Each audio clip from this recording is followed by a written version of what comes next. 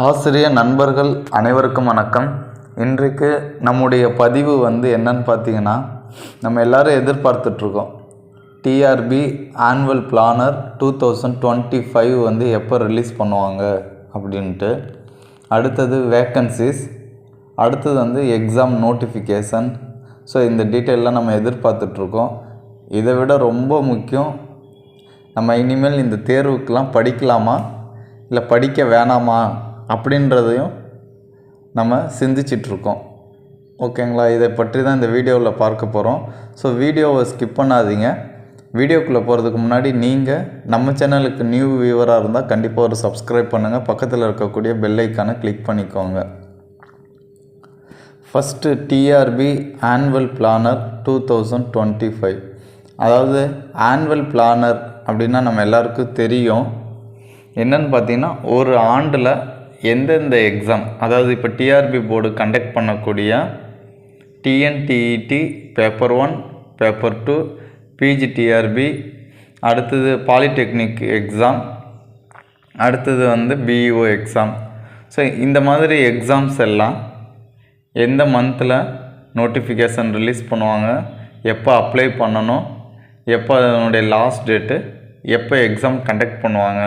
So இந்த டீட்டெயிலை டென்டேட்டிவாக நம்மளுடைய TRP board என்ன பண்ணுவாங்க, ரிலீஸ் பண்ணுவாங்க. ஓகேங்களா? இதை பேஸ் பண்ணி தான் எக்ஸாம் நடக்கும். ஆனால் இப்போ ஆனுவல் பிளானர் ரிலீஸ் பண்ணாலும் அதற்குரிய எக்ஸாம் அந்த மந்தில் நடக்கிறதுல சுத்தமாக நடக்காமையே இருக்குது. ரொம்ப மந்தமாக செயல்பட்டுருக்கு. ஸோ அதனால் நம்ம எல்லாருமே ஒரு மனக்குழப்பத்துக்கு ஆளாகி இருக்கும். ஓகேங்களா?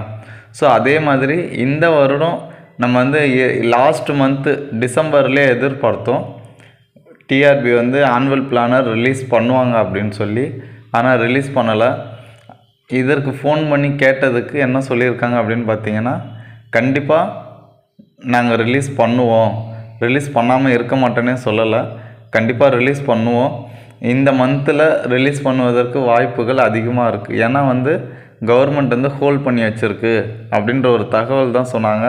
ஆனால் மிக விரைவில் ஆனுவல் பிளானர் ரிலீஸ் பண்ணுவோம் அப்படின்னு தான் டிஆர்பி போர்டிலேருந்து நமக்கு ஒரு செய்தி. ஓகேங்களா? ஃபஸ்ட்டு ஆனுவல் பிளானர் முடிச்சிட்டோம். அடுத்தது பார்த்திங்க அப்படின்னா நோட்டிஃபிகேஷன், எக்ஸாம் நோட்டிஃபிகேஷன். நம்ம எல்லாருமே ஏற்கனவே 2 வீடியோவில் சொன்னது தான். இப்போதைக்கு எந்த எக்ஸாமுக்குரிய வேலைப்பாடு துரிதமாக வேகமாக நடந்துகிட்ருக்கு அப்படின்னு பார்த்திங்க அப்படின்னா, டிஎன்டிஇடி பேப்பர் 1, பேப்பர் 2 எக்ஸாமுக்காக தான் வேலைப்பாடுகள் நடந்துகிட்ருக்கு. ஸோ அதனால் ஃபஸ்ட்டு நோட்டிஃபிகேஷன் நம்முடைய ஆசிரியர் தகுதி தேர்வு தாள் 1, தாள் 2ற்கான நோட்டிஃபிகேஷன் தான் வர இருக்குது. கண்டிப்பாக வந்துடும். அதனால் ப்ரிப்பரேஷன் ஸ்டார்ட் பண்ணாதவங்க ஸ்டார்ட் பண்ணிவிடுங்க. ஓகேங்களா? அடுத்து எக்ஸாம் அப்படியே வந்துட்டுருக்கோம். அதுக்கு அடுத்தது பார்த்திங்க அப்படின்னா வேக்கன்சிஸ்.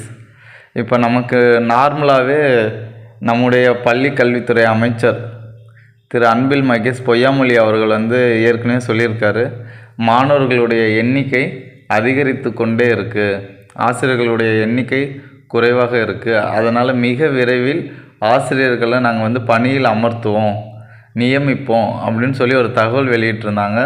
நீதிமன்றத்தை அணுகி நீதிமன்றத்தில் இருக்கக்கூடிய நிலுவையில் இருக்கக்கூடிய அனைத்து கேஸையும் நாங்கள் சரி செய்து கண்டிப்பாக ஆசிரியர்களை புதிதாக நியமனம் செய்வோம் அப்படின்னு சொல்லியிருக்காங்க. ஸோ இதில் பார்த்திங்க அப்படின்னா ஒவ்வொரு ஆண்டும் மாணவர்களுடைய எண்ணிக்கை அதிகரிச்சுட்டே இருக்குது. அப்போ ஆசிரியர்களுடைய எண்ணிக்கை அதிகரிக்கணும், ஆசிரியர்களை ஒவ்வொரு ஆண்டும் நியமிக்கணும்.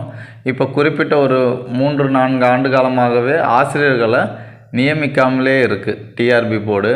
ஸோ இதனால் ஆசிரியர்களுடைய எண்ணிக்கை, அதாவது ஒவ்வொரு எக்ஸாமுக்கும் இப்போ பிஜிடிஆர்பியில் ஒவ்வொரு சப்ஜெக்ட்டுக்குரிய வேக்கன்சிஸ் பார்த்திங்க அப்படின்னா ரொம்ப அதிகமாக தான் இருக்குது. ஓகேங்களா? ஸோ அதனால் வேக்கன்சிஸ் பற்றி நீங்கள் யாரும் கவலைப்படாதீங்க. இன்னொன்று வேக்கன்சி பற்றி சொல்லும்போது என்ன அப்படின்னா, ஒரு வேக்கன்சியாக இருந்தாலும் அந்த இது எனக்கு மட்டும்தான் அப்படியே நம்ம கான்ஃபிடெண்ட்டாக படித்தா மட்டும்தான் நம்ம போட்டித் தேர்வில் வெற்றி பெற முடியும். ஓகேங்களா?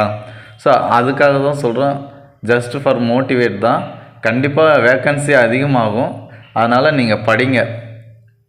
அதுக்கு அடுத்தது இந்த தேர்வுக்கெலாம் படிக்கலாமா, அவங்க கால்ஃபர் பண்ணுவாங்களா பண்ண மாட்டாங்களா? ஸோ எக்கச்சக்க இப்போ நம்முடைய சேனல்லே எக்கச்சக்க நெகட்டிவ் கமெண்ட் வந்துட்டு இருக்கு.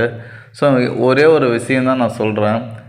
நம்முடைய குறிக்கோள் என்னன்னு பார்த்தீங்கன்னா, ஒரு அரசு பணியாளர், ஒரு அரசு ஆசிரியராக ஆகணுன்றது தான். ஸோ இதில் எக்கச்சக்க குழப்பங்கள் வரலாம், நிறை குறையெல்லாம் இருக்கலாம். ஸோ நம்ம குறைகளை மட்டும் எடுத்துக்கிட்டே இருந்தோம்னா நம்மளால் கண்டிப்பாக நம்முடைய குறிக்கோளை நோக்கி போக முடியாது. எப்படியும் நமக்கு தெரியும் தேர்வு எப்படியும் கால்ஃபர் பண்ணுவாங்க அப்படின்ட்டு. ஸோ நம்ம குறைகளை மட்டும் எடுத்துக்கிட்டே இருந்தோன்னா நம்மளால் நம்முடைய குறிக்கோளை நோக்கி முழுமையாக சென்றடைய முடியாது. இது எதுக்காக சொல்கிறேன்னா, ஒரு சில பேர் தான் இதை சொல்லிகிட்ருக்கோம்.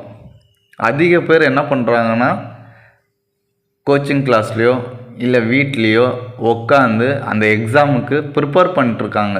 இந்த டைமை அவங்களுக்கான டைமாக மாற்றிக்கிட்டு ரொம்ப பொறுமையாக, வேகமாக படிக்கிறதுக்கு பதில் பொறுமையாக படித்து ஒவ்வொரு பாயிண்ட்டையும் தெளிவாக ப்ரிப்பேர் பண்ணிட்டுருக்காங்க. ஓகேங்களா? அவங்க அந்த டைமுக்காக வெயிட் பண்ணிட்டுருக்காங்க. அதுக்காட்டி அவங்க அந்த சிலபஸை கவர் பண்ணி ஆகணுன்ட்டு. என்ன சொல்ல வரேன் அப்படின்னா, ப்ரிப்பரேஷனில் ஸ்டார்ட் பண்ணிட்டாங்க. நம்ம இன்னும் ஸ்டார்ட் பண்ணாமலேயே வருமா வராதா இப்படி சிந்திச்சிட்டே இருந்தால் நம்முடைய குறிக்கோளை எப்படி அடைய முடியும்? ஓகேங்களா? ஸோ நீங்கள் நெகட்டிவ் தாட்டுக்கே போகாதீங்க. கண்டிப்பாக பி பாசிட்டிவ். எல்லாமே நல்லது தான் நடக்கும். நம்ம நல்லது நினச்சா கண்டிப்பாக நல்லது தான் நடக்கும். உள்ளுவதெல்லாம் உயர்வுள்ளல். நம்முடைய எண்ணத்திற்கு ஒரு மதிப்பு இருக்குது. நம்ம ஒரு ஆசிரியராக ஆகணும் நம்முடைய கனவு இருக்குது அப்படின்னா அந்த கனவு கண்டிப்பாக பலிக்கும். அந்த கனவிற்கு நம்ம உயிரோட்டம் கொடுக்கணும். ஓகேங்களா ஃப்ரெண்ட்ஸ்? அதனால் கண்டிப்பாக எக்ஸாம் நோட்டிஃபிகேஷன் விட தான் போகிறாங்க, நம்ம எழுத தான் போகிறோம். அவங்க வேக்கன்சி ஃபில் பண்ணி தான் ஆகணும். இன்னொன்று, இது ஒரு எலெக்ஷன் வருது.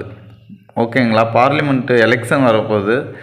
அதனால் கண்டிப்பாக அவங்க ஃபுல்ஃபில் பண்ணி தான் ஆகணும். அதனால் நீங்கள் யாரும் ஃபீல் பண்ண வேண்டியதில்லை. அதே மாதிரி இந்த வாய்ப்பை தவற விட்டுட்டா நம்மளால் என்ன பண்ண முடியாதுங்க, அடுத்தது இந்த வாய்ப்பு கிடைக்குமான்னு நம்மளால் சொல்ல முடியாது. ஸோ இது கடைசி வாய்ப்பாக எடுத்துக்கிட்டு நீங்கள் உங்களுடைய எஃபோர்ட்டை ஃபுல்லாக கொடுங்க. கண்டிப்பாக என்ன பண்ணிடலாம், நீங்கள் வேலைக்கு வந்துடலாம். ஓகேங்களா? ஸோ அதில் எந்த மாற்றமும் இல்லை.